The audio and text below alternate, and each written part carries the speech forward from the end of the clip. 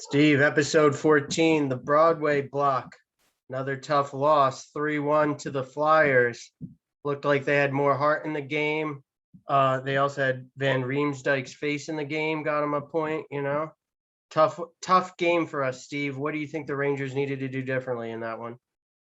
A lot of penalties, man. Not a lot of faceoffs won.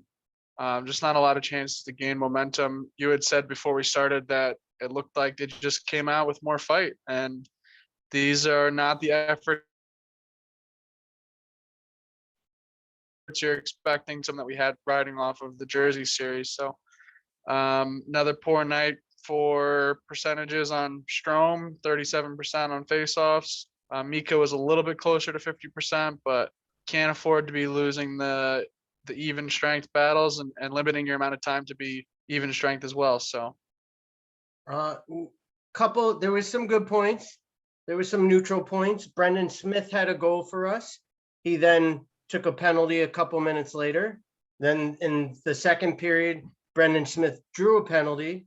And then about 2 minutes later, then he took a penalty. So he drew a penalty, scored a goal, but also caused two penalties. So I feel like he broke even there. Zach Jones, for coming in with no NHL time whatsoever, and not really much with the team, Mr. Number 6, he had some good couple shots. Definitely Quinn eased him into the game with 3 minutes in the first period, and he had some power play time even last night. So that was good to see. Definitely love seeing a young guy up there.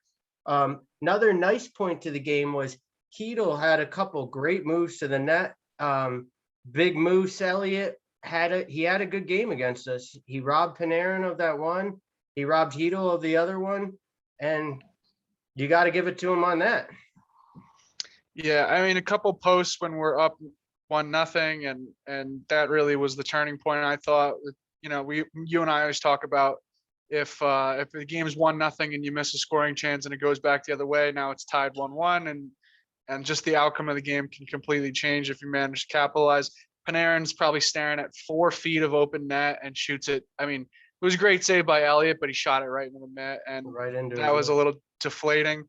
I agree with you. Zach Jones, if anything, looked really comfortable, and to see him making strides towards shooting towards the net, it's, we had spoke a lot about these defensemen needing like the shoot first mentality. So it's nice to see a game where we're not completely outshot, managing to get 35 against Elliott, but little too late on the Panarin goal.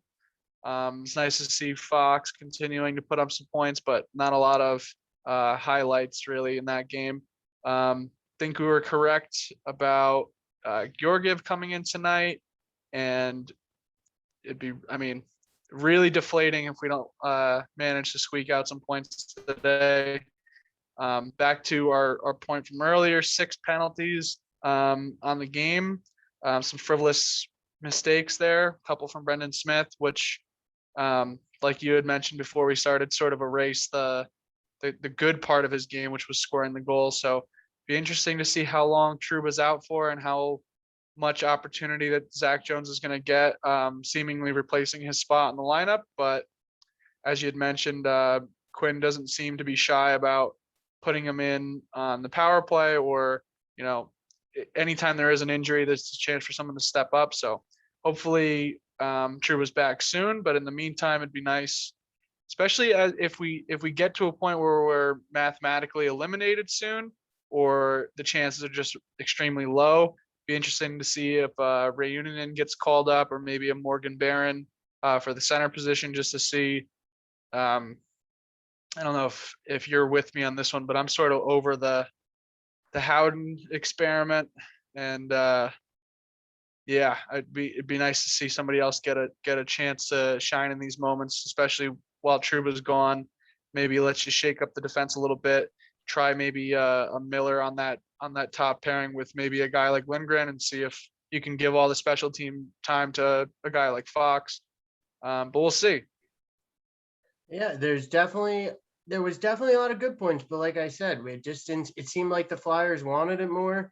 I think they were coming in with like having won a game in like 6 games or something. I know they had tied the Islanders and then lost in OT. So they needed a win. So they came out, and AV, when he comes back to Madison Square Garden, he wants to not lose to us like that. So I've been okay with the Quinn line changes. I think really trying to, like what he did for Mika at the beginning of the season. He's been doing the same thing for Kreider.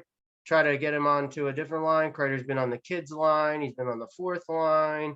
He still has been getting power play time, which, a guy like that, that could be the tipping point between, well, should we have made the playoffs? Well, should Kreider have done more for us? But he's a streaky goal scorer. So a lot of fun pieces moving forward, like you said, if we are mathematically eliminated or it just doesn't seem right, like I agree with you, you got to bring up some of these young guys and see what they're worth, especially since going into the Kraken drafts coming up, well, at least then we can know who we want to expose and who we don't. So I think we have Georgiev and net tonight. I think there's maybe go back. If I was AV, I'd go back to Elliott. He had a good game last night for them. See if you can ride that consistency. Yeah, and there's always seems to be a balance of like just put it on net versus getting quality attempts. I feel like Elliott's a guy that if you can sustain some zone pressure. I remember going back to the Henrik Lundqvist days, you can almost like smell when a goal was going to happen. Like, all right, get the puck out, because that sustained pressure seems to overwhelm these guys, and I feel like he can make that good first save. But if you can pepper a couple on net or get some rebound opportunities, that seems to be the path to victory tonight. If we can, it seemed to be the same case against the Islanders. They make the first good save, and then the defense is able to. I don't know if it's a matter of the defense, right? I don't know if it's a matter of them clearing it out, or we're just struggling to get to those opportunities in front of the net. So. But the hustle thing, like I saw, their third and fourth liners, like, Lawton, Konechny, they were all hustling to get to that puck. Voracek, like he got a goal at the end, like they were all out hustling us in the neutral zone. And then I think at the halfway point through the game, you saw a big shift. It was the shooting for them was, Igor is great back there, but there's only so much he can handle. And kind of what you were saying there before, that once Elliott, he's the type of player that once he gets a good save, he builds and builds on that momentum. So I think we got to try to get a couple quick ones on him and, not fall into the trap of playing poor hockey after a couple quick ones and really keep the pressure on him. So, yeah, and it stinks too, because in a game like that, you at least hope for some help around the league. And we had mentioned the Bruins don't seem to be slowing down. They beat the Sabres 5-1. So that increases that gap just a little bit. We would basically need them to play 500 hockey and walk away with, 8 out of the next 10 or something like that. So not exactly looking good. Seems to be dwindling with each one of these losses. But if we could come up with a big win tonight, I mean, that would definitely shift the tides a little bit. And then we go into playing, I believe, the Sabres soon as well. Well, I think we got to find some of those monkeys that were on people's backs at the beginning of the season and really get some rally monkeys going tonight and, get some goals. And wherever Booch put that monkey that was on Zib's back, he's got to bring that back. I got the rally headband on. We gotta get the win tonight, Steve. So.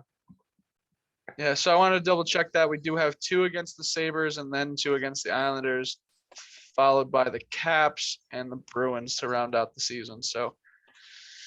Here's my thing. There's no easy teams. And for us, we play hockey till like whatever the other team's playing sometimes. So doesn't matter the schedule. We're going to create our own future if we're going to make the playoffs or not. So I think fingers crossed, man. Hopefully a good little rebound performance. Fingers crossed. So I think that does it for episode 14 today, guys. I appreciate your time, Steve. Let's go Rangers tonight. All right, man. See you soon. Let's go.